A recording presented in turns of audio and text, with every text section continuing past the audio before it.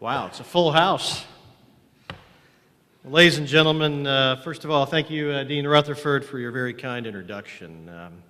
It's a pleasure to be with you all here today at the Clinton School of Public Service here at the University of Arkansas, and immediately adjacent to the beautiful Clinton Library, which I've just had the pleasure of revisiting.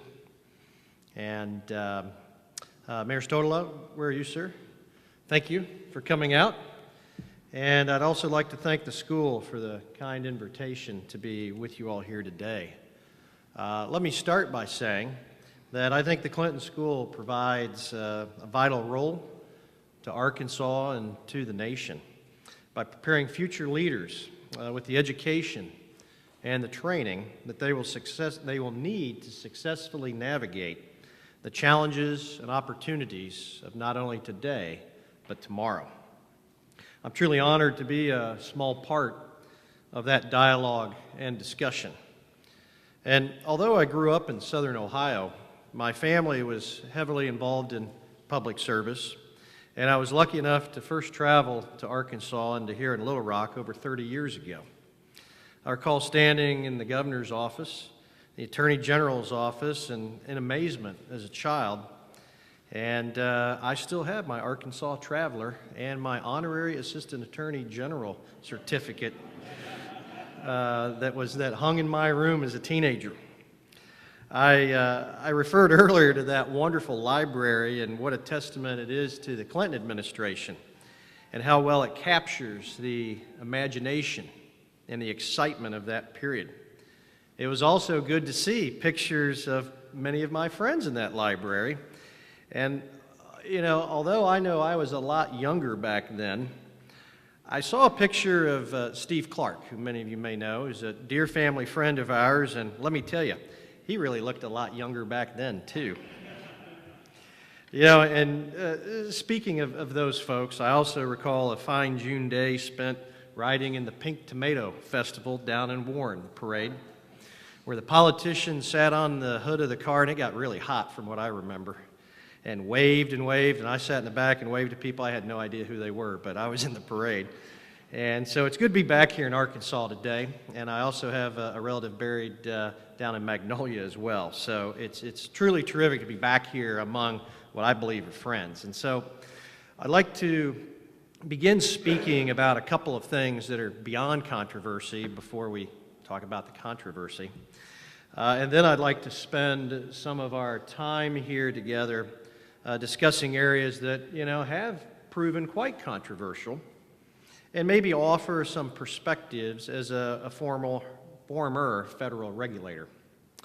A lot has been said and written about our nation's pipeline infrastructure footprint in the last several years, much of it owing to the fact of the Keystone XL proposal has been the focal point of so much intense debate, particularly in Washington.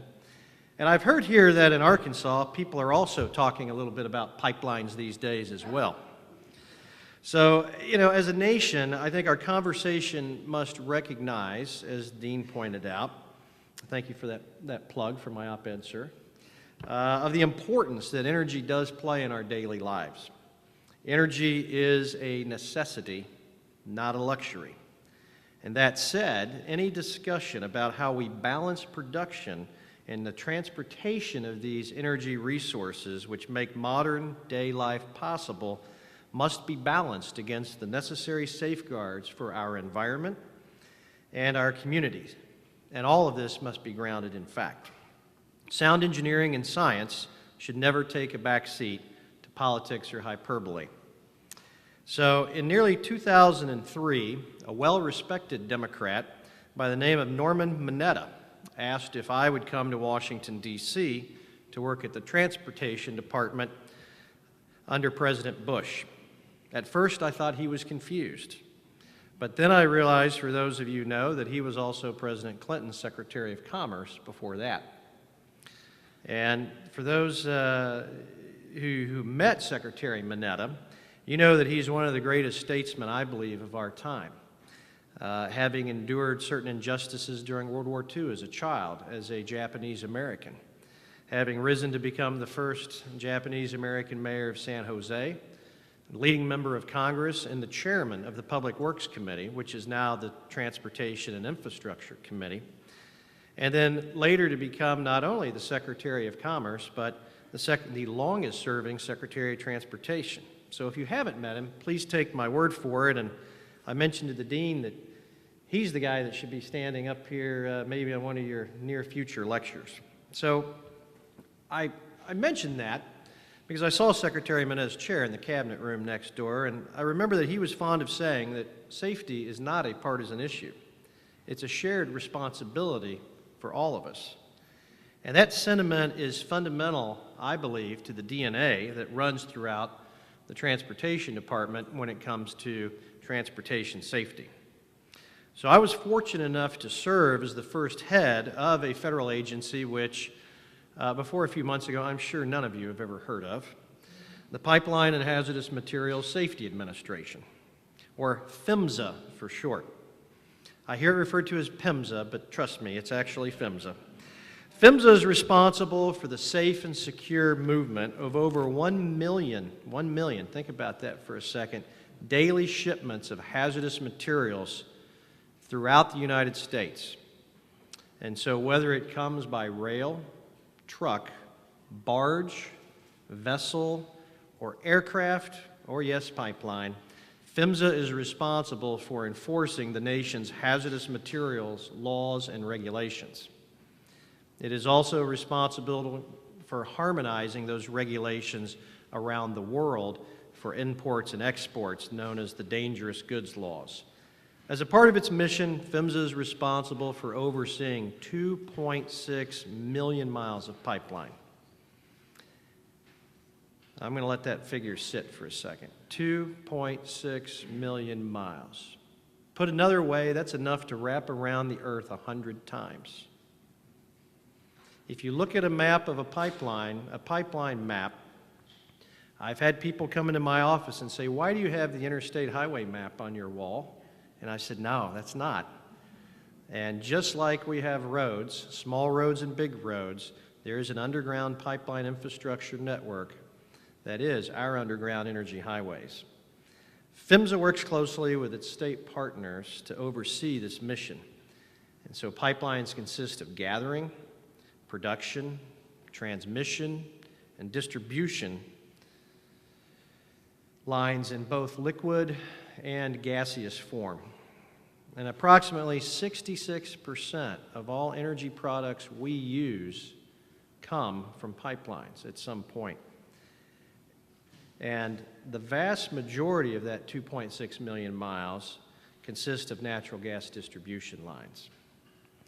If it heats a home in Arkansas or southern Ohio, where I came from, powers a factory, fuels an airplane, or provides fuel to a car, truck, lawnmower, you name it, it was made possible by our transportation network. When it comes to transporting hazardous materials, safety decisions have always been and must continue to be factually based. I'm pleased to report that when it comes to the agency's core mission of safety, the agency does not have any particular side or agenda. PHMSA only considers data and science. In other words, the U.S. DOT and PHMSA are about the truth, because regulatory decisions impacting our country must be impartial and factually based. I think that's important in the context of all pipelines, but also the Pegasus line and what happened in Mayflower. I can tell you, as the former pipeline regulator who served as the first head of the agency, which means I got to hire a lot of people that are still there today, they've told me this line is not going to be restarted until the federal government is fully satisfied that it's safe. And that may take a while. And before I get back into Pegasus, I want to make just a few remarks about Keystone.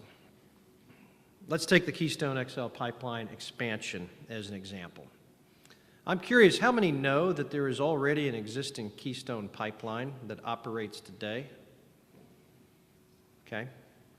I was recently invited to Capitol Hill to testify at a hearing on Keystone XL, and I was reminded by, depending on who was asking the questions, that the 1,100-mile Keystone XL pipeline which would link Hardisty, Alberta, to Steel City, Nebraska, has been deliberated, debated, studied, reviewed, analyzed, reanalyzed, talked about for environmental studies for almost 5 years. In fact, today, I think, see if I get this right, 4 years, 11 months, 1 day, and something. North Dakota Democratic Senator Heidi Heitkamp pointed out that the administration has taken longer to make a decision on Keystone than it took to beat Hitler in World War II, which is pretty amazing. It's been examined for 1,795 days, give or take a couple. The Empire State Building could have been built 5 times over by now. Even the Transcontinental Railroad was built in less time. And so I do want to say one thing on the record, and that is that I do call building Keystone XL a no-brainer decision that should be done. I say that because Keystone will be one of the safest pipelines in the world using cutting-edge technology while helping to accelerate the movement toward greater North American use of fuel. And for anybody that's been watching what's been going on in Egypt or some of the other countries, my personal opinion is we can't get there too quickly. Not everyone, of course, shares this view, and unfortunately, I think Keystone XL and pipeline infrastructure at large has become proxy to the larger debate about a national energy direction. Opponents of hydrocarbons have assumed that an aggressive posture toward all pipelines in order to further what they see as the need to end our addiction to oil and our dependency upon fossil fuels. These advocacy groups have been tremendously artful in sowing indecision, uncertainty, and even hysteria when it comes to the perceived risks of energy transportation. And as a result, it's becoming, I think, more and more difficult to have a policy discussion about pipelines, the benefits, and the risks, and about pipeline safety. The truth is that our nation requires all forms of energy. We have to have a truly all-the-above approach to energy production. The cups, the bottles we see sitting on the tables have come from oil-based products. My pen, everything that I do, these pages, and even with our way of life and our convenience that we all enjoy depend upon reasonable access to and reliable, safe, and cost-effective solutions. Just as a skilled worker carries a toolbox with many different kinds of tools in his or her toolbox, the U.S. does require a truly all-the-above approach to energy development. I think we are standing at the precipice of an energy renaissance in America, and that only a few years ago we were told that we had no more supplies, that oil was gone, that natural gas was gone.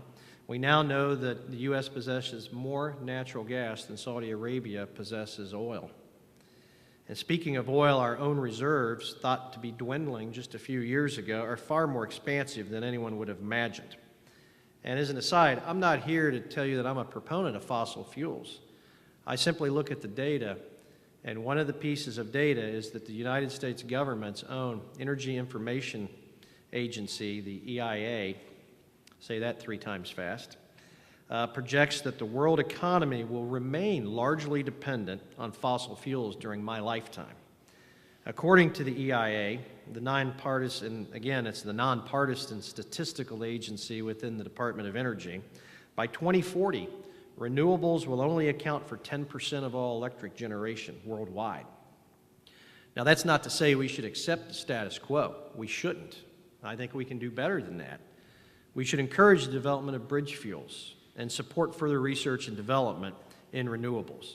But the reality is, however, as sobering as it may be, that we will remain a hydrocarbon-based economy for the foreseeable future. If you accept that premise, then the question is not if the energy materials we need will get to market. The question we should all be asking is, how will they get there? And to that end, I think it's of vital importance that we as a nation ensure that these resources are delivered to their intended destinations in the most safe and efficient means possible.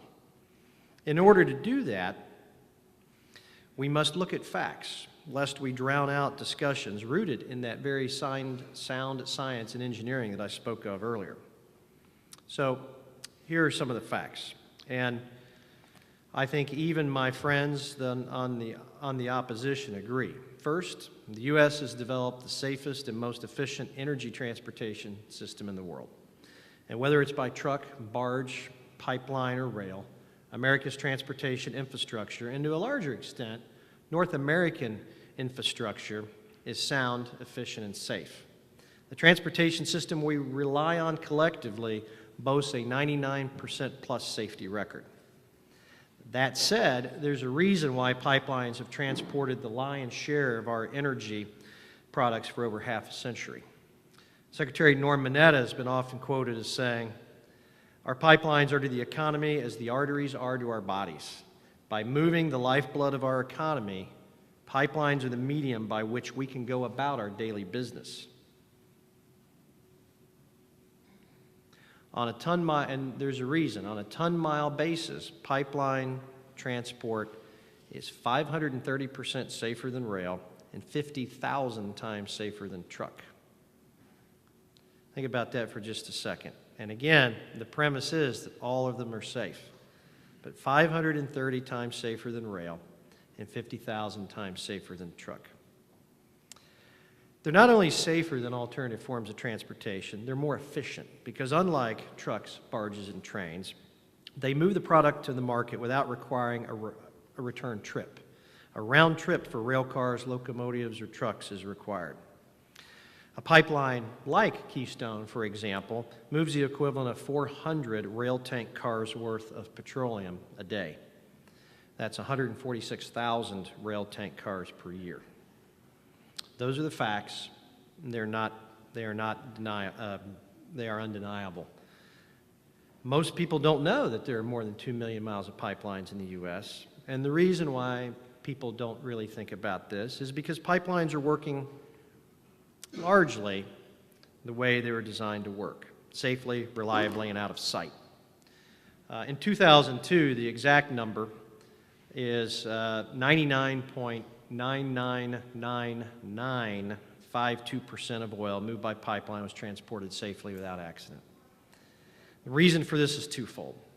The first reason is that pipelines by design have inherent advantages over competing forms of transportation, which contribute to the very strong safety record. By remaining largely underground and out of sight, our pipeline safety system moves 31 million barrels of fuel each and every day. And I think that's a pretty staggering figure. The second reason is effective oversight. The pipeline safety laws are the culmination of many years of debate, studies, active deliberations, thoughtful analysis, and some yelling.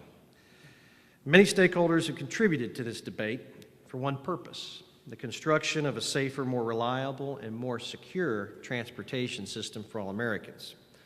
Subsequent pipeline safety laws have continued to build upon a solid foundation which seeks to reduce risk and mitigate potential consequences.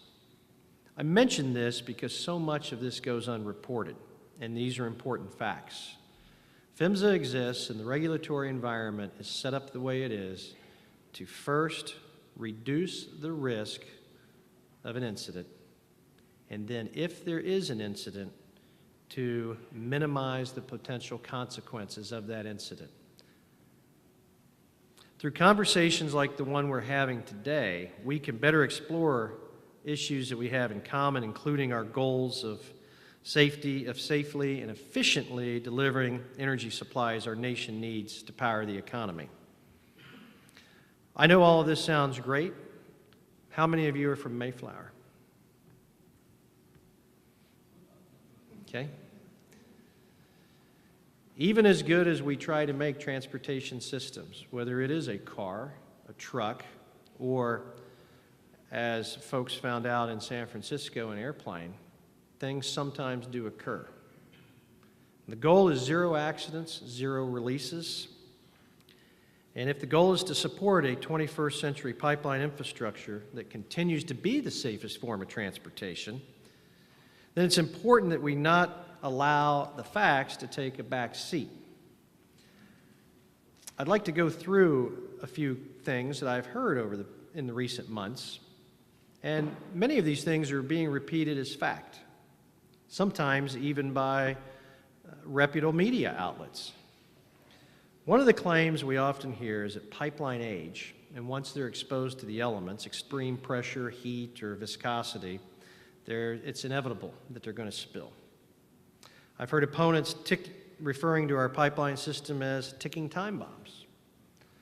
The phrase ticking time bombs assume a premise that, as a former regulator, I'm not willing to concede. And that argument is something that is imminent because it might possibly be the case. It's a logical fallacy, a disjointed argument. If it were true that pipeline spills are imminent, all the efforts undertaken by the industry, the regulators, the overseers, the law enforcement personnel, and others at the state and national level are absolutely futile. So I reject that viewpoint. I believe, though, oversight matters. And it's one of the reasons why pipelines have the exemplary safety record that they've maintained. Effective oversight by federal and state authorities. Another criticism I hear is that because half of the nation's pipelines are at least 50 years old, and antiquated pipes put the public and the environment at risk. Pipelines aren't actually gallons of milk with expiration dates stamped on them. A correctly installed, well-maintained pipeline can function safely for an indefinite period of time. Inspections are important for determining if problems do exist, and if they do, making sure that changes are made to correct any deficiencies in order to prevent an incident. I've also heard that regulation of the nation's pipeline grid is inadequate, that only a portion of all pipelines are subject to rigorous inspection criteria and regular inspections.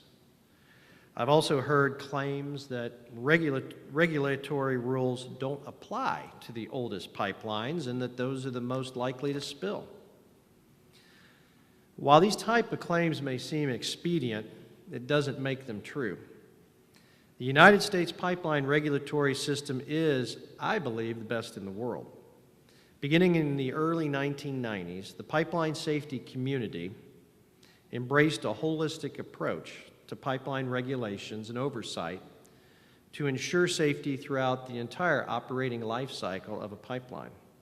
That concept placed into regulations is known as the Integrity Management Program and requires the active participation of all stakeholders in constantly examining, testing, reassessing, and monitoring our pipeline system. By utilizing data to drive the decision-making process, the agency reduces risk and mitigates consequences.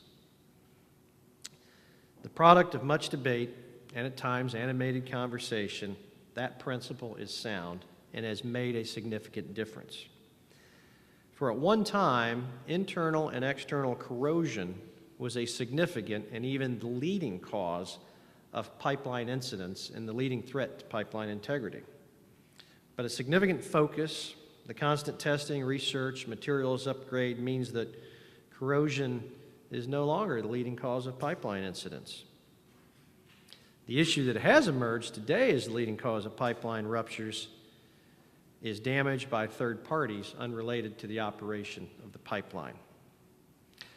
While I was at the US DOT, I was very pleased to, with a lot of help and arm twisting, to get a national one-call number passed, 811, which replaced the myriad of local and toll-free numbers used all over the country, so that any person, whether you're digging in your backyard or you're a contractor out at the street, simply calls 811, and all utilities, not just pipelines, but all utilities are marked. The war that is currently being fought with pipeline safety has to do with incidental or intentional damage. And believe it or not, there are times when people will hit a pipeline, cover it up, and walk away. After the San Bruno, California pipeline incident in 2010, I called for the creation of a national blue ribbon panel to advocate on behalf of local planning and zoning authorities. By creating a system and series of best practices, we can educate and inform the public as well as local and state government decision makers on the best way to approach development near pipelines. Simply put, pipelines and people are both better off when they're kept apart. But even with increased development and construction on and around pipelines over the last 10 years, the frequency of pipeline spills and incidents have significantly decreased. Over the last 10 years, spills have decreased by 59%, the number of spills, and spill volume has decreased by 43%. This is welcome news, but if you drive up to Mayflower, we all know that more needs to be done. And since I brought up Mayflower, I'd like to take just a couple minutes talking about that incident. I visited Mayflower yesterday, and I toured the site shortly after the March 29th spill as well. On the positive side, I was pleased to see that so much progress has been made. I walked out into the cove. I was told that my threat was not spilled oil, but venomous snakes. I survived. But I've also looked around, and I'm pleased to see that all but a few of the neighbors have been cleared to return to their homes by both, not only the federal EPA, but also by state environmental overseers as well. What's occurring now, and I'm sure the million-dollar question everybody wants to know is, what's next? And I can tell you that federal regulators are looking through voluminous data to determine exactly what caused that incident and how it can be prevented in the future. Because you see, just like the Asiana 214 crash in San Francisco, the question isn't, do we stop flying airplanes? The question is, what happened? Why? And how do we make sure it doesn't happen again? I believe it's important, therefore, not to rush to judgment. The investigation process is comprehensive and deliberative, and deliberatively slow in order to arrive at a true root cause analysis. If done correctly, will result in lessons learned that can be applied to the future. And that process is not one that can be altered by deadlines, pressures, or other desires. What is known at the time is that the line experienced an upset triggered by a seam crack. What nobody knows is exactly why. I've read through many reports by others seeking to impart their conclusions, most of which seem to center around this particular type of pipe known as ERW pipe. And while transparency is crucial, and I do think records should be released, for transparency is crucial to our open form of government, I nonetheless must caution against non-experts' analysis of this significantly complex issue. The use of the term anomaly, for an example, is a term of art and does not necessarily signify a defective pipe.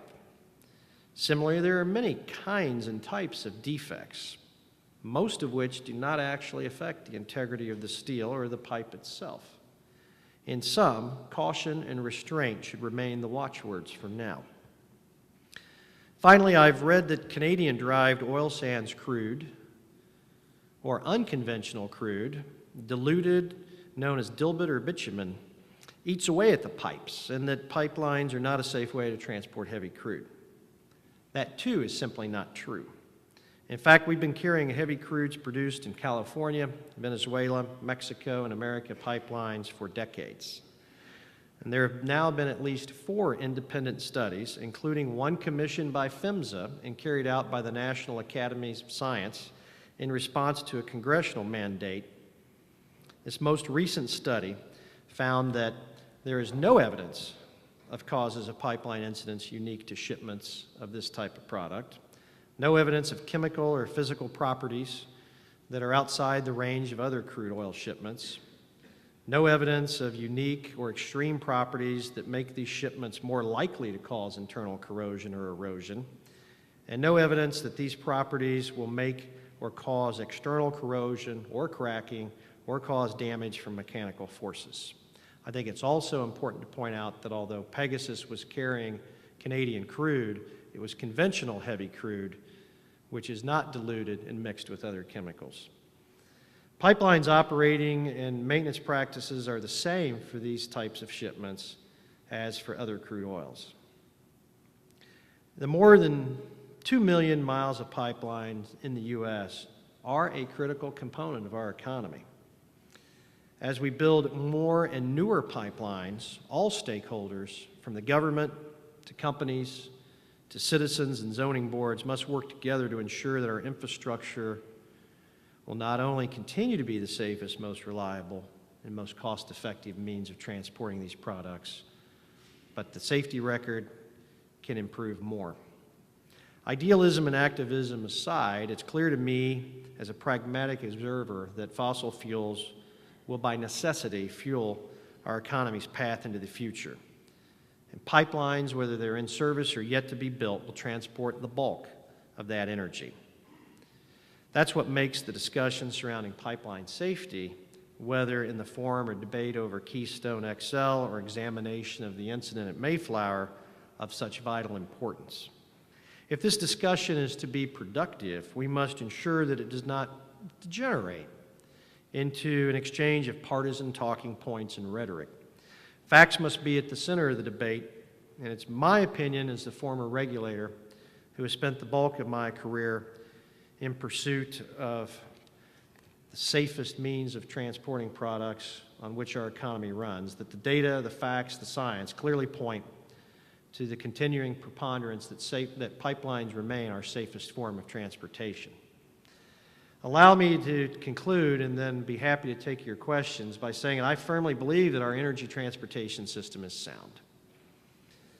All stakeholders cannot, however, rest upon these laurels. In fact, when I was at the department, occasionally I would say, what can we do to improve? And if I was told nothing, and that happened, well, trust me, if you've ever been taken to the woodshed, you'll know what that means.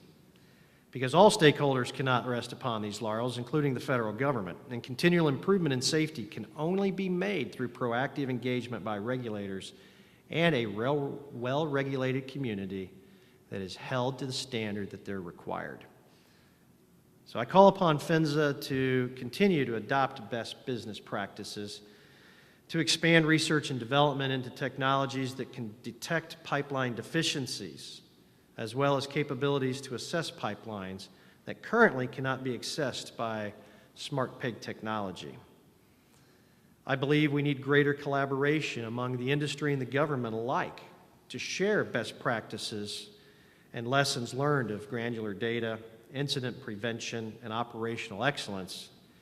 And I think there needs to be continued safety improvements to integrate the best leak detection technology and programs for a variety of scenarios and conditions.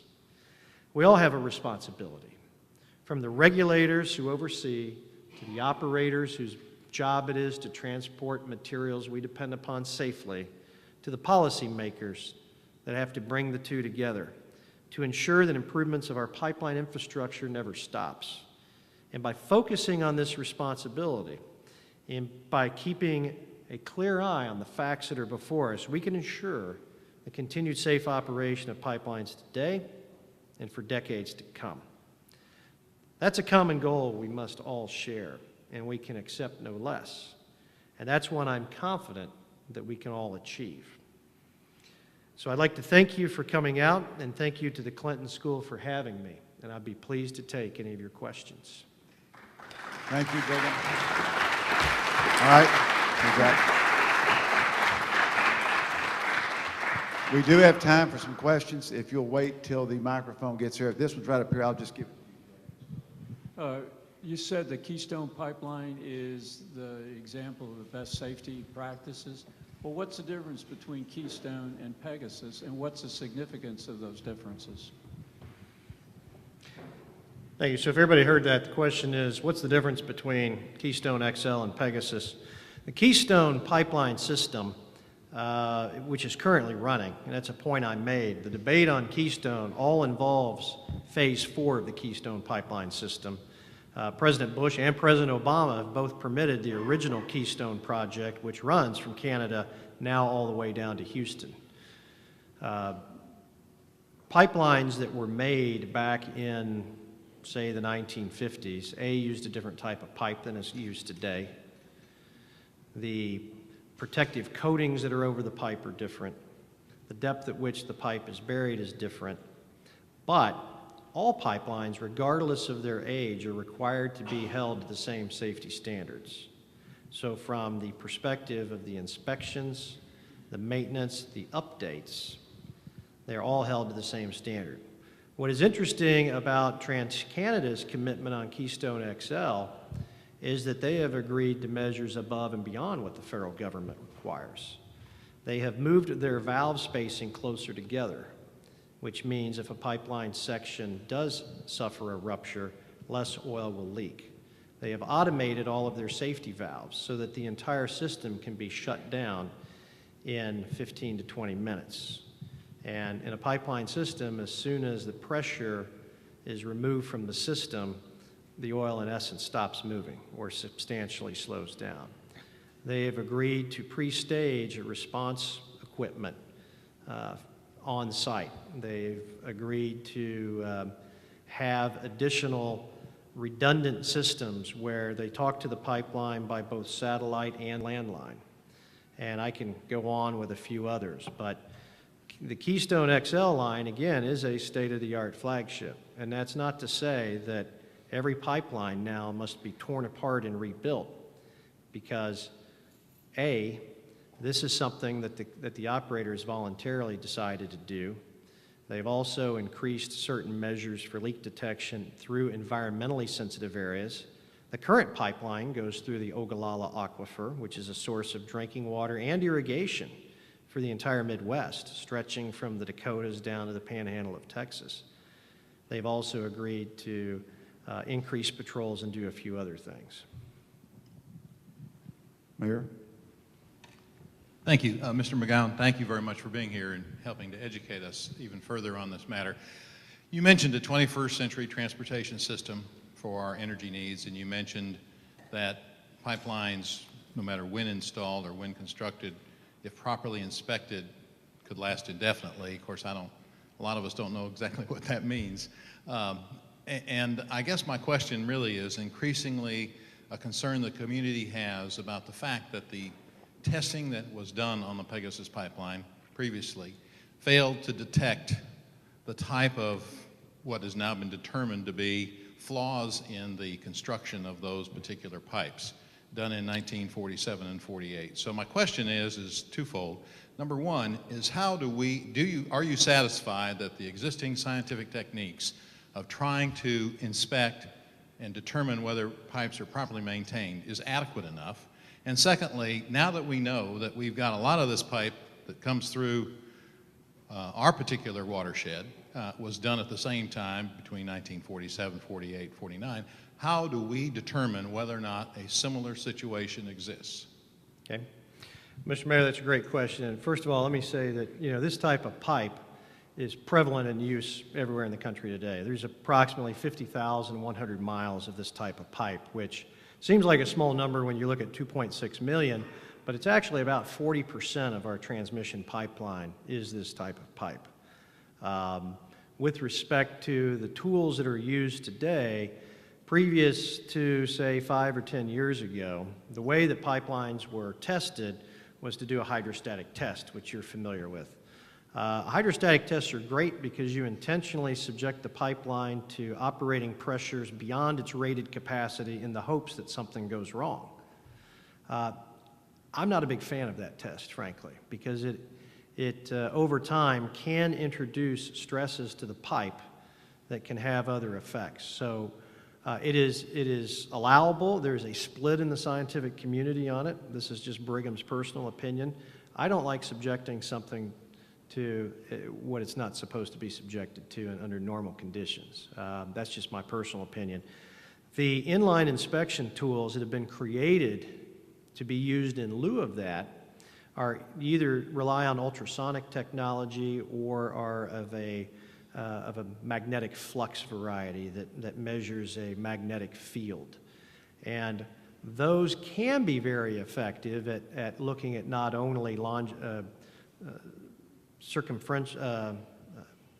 fancy word I can't come up with. What's the word I'm looking for here, guys? Help me out. Circumference cracks. But those same devices can be altered to look for longitudinal cracks, which are the type that is being discussed today. I have not personally analyzed the 2010 or the 2013 data, and even though it's been released, it's still undergoing further analysis. One of the concerns I have with the industry and with PHMSA, frankly, is that as we have made more and more of these tests mandatory, it's taking longer and longer to get them analyzed. Because if anybody wants to go into business, they should create a company with pigs and analysis, because it does take 6 to 9 months to get the data back. And the more sensors we put on one of these internal tools, the more data it gathers, the longer it now takes to analyze. We have to do better. If you have the information, you've got to make it relevant. The concern, of course, is that the pig data runs didn't identify any potential leaks. I'm still waiting for the investigation to come out because I think the jury's still out on that point. The other piece that the jury is still out on is even though there was a seam weld that gave way, we still don't know what actually caused that, and whether or not it was related to the manufacture of the pipeline, the operation of the pipeline, or from some other third party. So until we have those facts, I'm kind of withholding judgment on what really happened. Yes, ma'am. Ms. Abrams, right here. I'll wait for the microphone, Annie. Thank you. In your hat that you won as transportation cabinet level, air, land, and sea, each one of those modes of transportation has had historic controversy as the evolution has had. How do you recommend that we understand, we the people, the balance between the three that we normally think of, land, sea, and air, and now that dimension of land, which is the pipeline transportation of our energy? Okay, thank you. That's a very good question. Well, you know, pipelines, they're not new. They've been around for a very long time. In fact, in Baltimore, not too long ago, they dug up a natural gas line, distribution line, and found wood pipe, which was very prevalent back in the late 1800s, early 1900s even. So pipelines have been around for a very long time, starting in Pennsylvania, where oil was discovered, and even moving, believe it or not, liquid whale fat in the very beginning. So but because they're mainly underground, they're out of sight and they're out of mind. The last big debate we had on this issue is when the Trans-Alaska Pipeline was put in, and the world was going to end, and it would be death to caribou, and it would destroy the environment. And the Trans-Alaskan Pipeline, actually has a very good safety record. But that's been because much was demanded of it, and the regulators stayed on top of it as well. So I think it's a shared responsibility. We've had an issue come up when I was at PHMSA, similar to the Mayflower, where an older pipeline was being used by another pipeline company that transitioned through the Barton Creek aquifer in Austin. And it had leaks in the past and was subject to much debate, in much the same way that I see sort of unveiling in Mayflower. The operator agreed to undertake certain changes. The community was briefed, got an understanding of what the pipeline really does, what the risks really are. The water board and everybody ended off signing off on the line was not moved, by the way, because, you know, it's interesting. We have pipelines through the Everglades, we have pipelines through the marshes, we have pipelines through pristine conditions in Alaska, we have pipelines through aquifers. The federal government laws and regulations require enhanced regulatory oversight and changes when you go into what's either known as the government loves acronyms, so USA, unusually sensitive area, or a high consequence area, depending on the type of the pipeline. And so the law adjusts for that. And what I really liked about Austin was that after coming together, all sides, including the operator, were able to reach an agreement on how to proceed. And that pipeline is, I assume, still in operation today. And I assume it's safe because I've not heard a word about it since. And that's how pipelines are supposed to operate. Additional questions? Yes, ma'am.